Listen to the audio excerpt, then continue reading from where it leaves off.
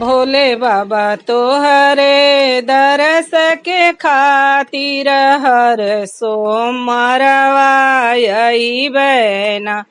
भोले बाबा तोहरे दरस के खातिर हर सोमवारवा अइबैना। सावन मासे लेके कांवर तुहके नहवैबैना हो भोला। तोहरे दरस के खातिर हर सोमवारवा अइबैना। बाघ बघम्बर और पीतम्बर तुहके पहिरैबैना हो भोला।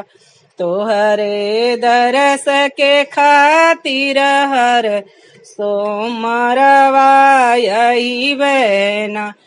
बेला गुलाब मदारे कमाला तुहके पहिरैबैना हो भोला।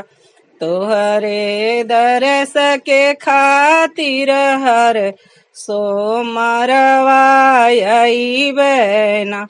भांग धतूरा अफीम क गोला भोग लगैबैना हो भोला।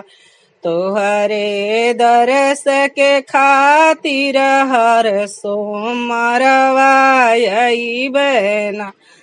रोरी अक्षत घीवक दिया कपूरक बाती आरती उतरबैना हो भोला।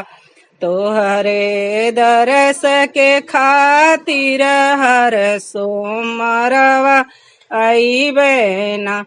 भोले बाबा तोहरे दरस के खातिर हर सोमवारवा अइबैना।